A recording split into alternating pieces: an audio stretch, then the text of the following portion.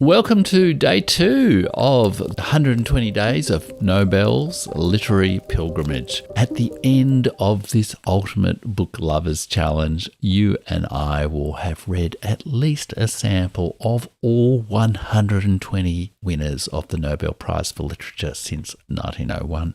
You'll be able to tell your friends that you're one of the best read people on the planet, and you will have some extraordinary anecdotes from world literature and some of the best texts from world literature and some extraordinary anecdotes from world history to share in your conversations with your friends on social media or at your dinner parties. We began this literary pilgrimage in 1901 and we're going all the way to 2023, and we'll finish our pilgrimage just before the 2024 winner is announced in Stockholm in October 2024. Now, the Nobel Prize for Literature is awarded according to Alfred Nobel's will for literature that has the greatest benefit on mankind and was written in an idealistic direction. It has always been interpreted in many ways, and if you want to hear the background story, listen to this video here. The 1902 winner was a bit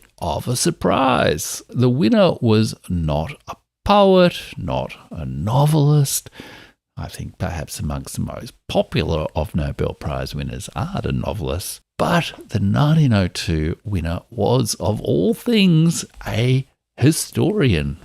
History can be part of literature too, although there have been very, very few historians who've won the Nobel Prize for Literature. And this historian was a very scholarly historian as well.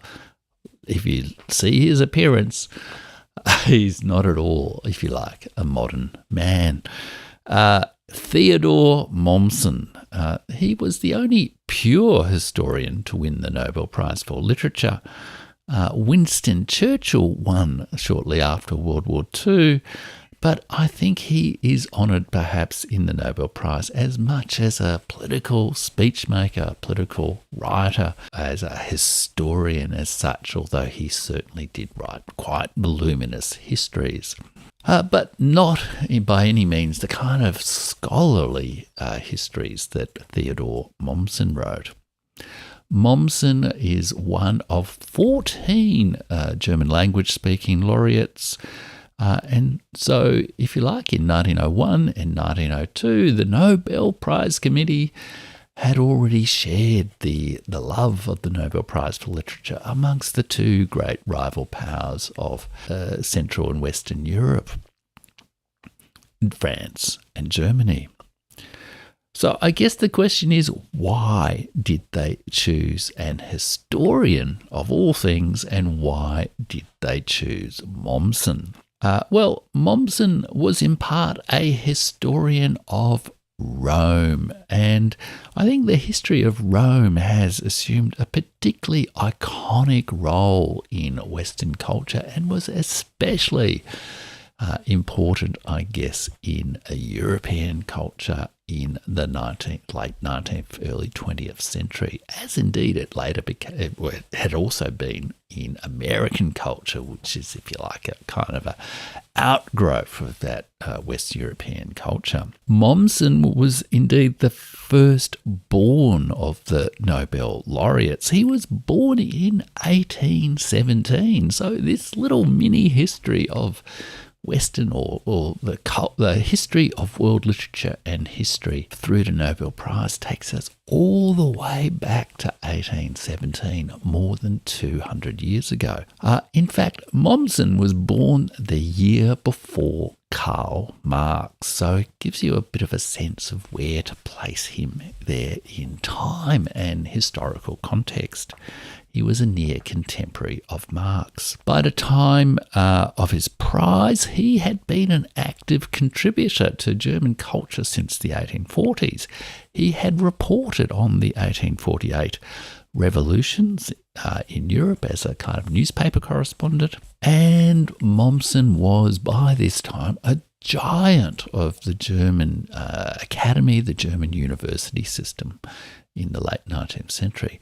Indeed, in the late 19th and early 20th century, there is a solid argument to say that the German universities really led the world. And Mommsen had been given not just plaudits and honours in Germany, but internationally. He'd been given honorary citizenship of Rome as a historian of Rome.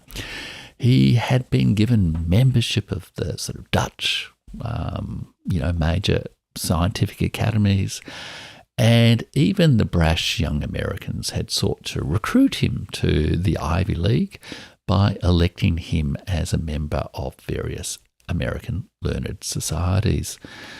A move that was unsuccessful in terms of recruiting Mommsen, but would become much more common in the 20th century. Indeed, Mommsen's grandsons became American-based German historians, and he had 16 children, so he had quite a lot of grandchildren.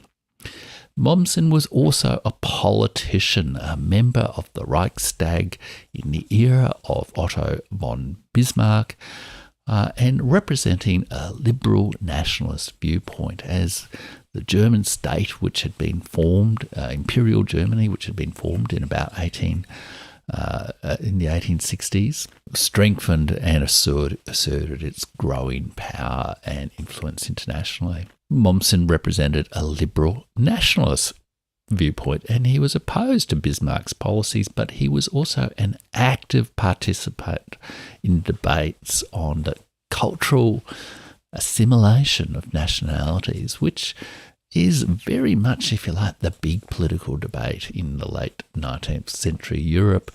What to do with nations and how do they integrate in with the European empires. It was, if you like, the debate which ultimately led through that shot in Serbia to World War I.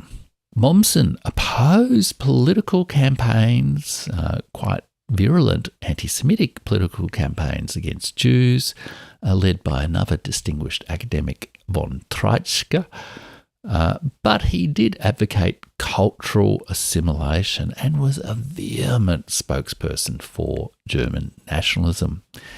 His shadow, he was a liberal, but his perhaps more prejudiced shadow did come out, however, in his attitudes towards Slavs, the sort of East European peoples who the Germans often looked down upon. Indeed, he even advocated the use of violence against them. He described the Czechs as apostles of barbarism and wrote that the Czech skull is impervious to reason, but it is susceptible to blows. 50 years later, another ardent German nationalist sent his armies into Czechoslovakia to prove Mommsen's point. However, his most famous works were his histories of Rome, 8 volumes in the German. I think they've been produced in about 4 volumes in English translation. And let me just read a selection of his actual text from one of those histories. It comes from the 4th volume of the history of Rome, the Revolution, and in a way deals with the ever-present meme in Western literature of the rise and fall of the Roman Empire. So Mommsen wrote, and I'll only read the English version of this, but the bitterest feature of this bitter time was that even hope and effort failed the clear-seeing patriot. The sun of freedom, with all its endless store of blessings, was constantly drawing nearer to its setting, and the twilight was settling over the very world that was still so brilliant. It was no accidental catastrophe which patriotism and genius might have warded off. It was ancient social evils, at the bottom of all, the ruin of the middle class by the slave proletariat, that brought destruction on the Roman Commonwealth. He was, if you like, one of many writers in, I guess, the Western liberal political tradition and historical tradition who drew on the history of Rome to draw parallels to their own society. And that still happens so often today. He never really finished his history of Rome and was perhaps had more scholarly fame from his more detailed and legalistic interpretations of the detailed legal texts of Roman law. And Roman law was central to the self-understanding, I guess, of German culture, the inheritance of the Holy Roman Empire and of European civilization itself. European, imperial civilization itself. Like the winner of the 1901 prize, Proudhon, he was, if you like, caught on the cusp of the turning of the tide of history, of the cultural trends of history between the 19th century and the modernist world. And quite a few of the writers in this first batch of 10 or so winners of the Nobel Prize are of that kind. I think it's unlikely that a historian will win a Nobel Prize again, but you never know, and there have certainly been quite a few writers on history, historical fiction, or a kind of reportage, like Alexeyevich and Tokarczuk, who have won the Nobel Prize. If you think there's actually a writing, living historian today who should win the Nobel Prize, let me know. But I haven't heard much speculation about historians winning the Nobel Prize in recent years. Especially for Anglophone viewers, I think it's good to know about Mommsen. So often people suggest, but people read, Edward Gibbon's The Decline and Fall of the Roman Empire, which was written in the late 18th century and reflects a very British sort of view of things. But it's probably worth knowing that other cultures and other nationalities have also sought ways of seeing their cultural heritage in the history of the Roman Empire and exploring how it worked. Now, of course, the literature on the history of Rome before 1901 or 1902, when Mommsen won his prize, and since even more so since 1902, since Mommsen won his prize, is enormous. And my personal recommendation to you would probably be not to read too much more of Mommsen, and certainly not to read Gibbon, but to look at more recent scholarship on the history of Rome.